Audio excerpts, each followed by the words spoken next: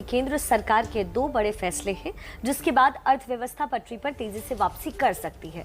ये खबर हमारी और आपकी जेब से जुड़ी है और लगता है कि नवंबर के बाद इकोनॉमी में सुधार होगा। इस रिपोर्ट के जरिए आप देखिए।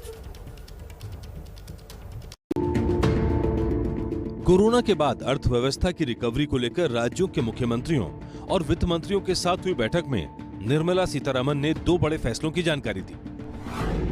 एक, इस 22 नवंबर को केंद्र सरकार टैक्स के हिस्से के तौर पर 47,541 करोड़ रुपए के साथ इतनी रकम एडवांस किस्त के तौर पर भी देगा।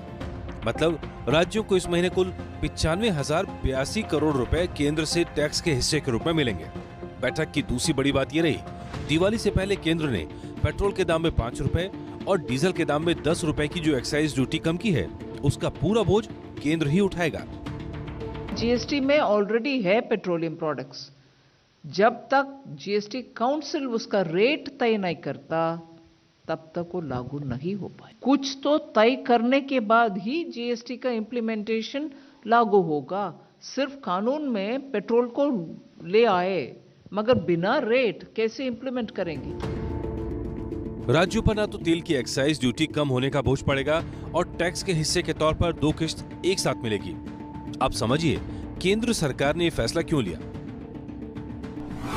टैक्स की अतिरिक्त किस्त से राज्यों के पास पूंजीगत खर्चे के लिए अतिरिक्त पैसा होगा।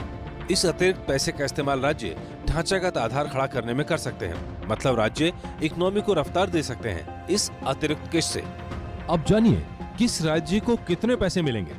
उदाहरण के लिए उत्तर प्रदेश को जहां नवंबर महीने की किस्त 8,528 करोड़ रुपए मिलती, अब दो किस्त मिलाकर कुल 17,056 करोड़ रुपए मिलेंगे।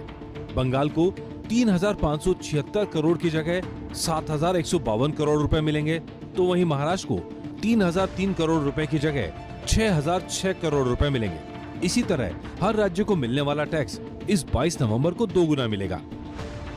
वित्त मंत्री के साथ इस बैठक में 15 राज्यों के सीएम, 3 राज्यों के डिप्टी सीएम, जम्मू कश्मीर के उपराज्यपाल के साथ अन्य राज्यों के वित्त मंत्री शामिल थे।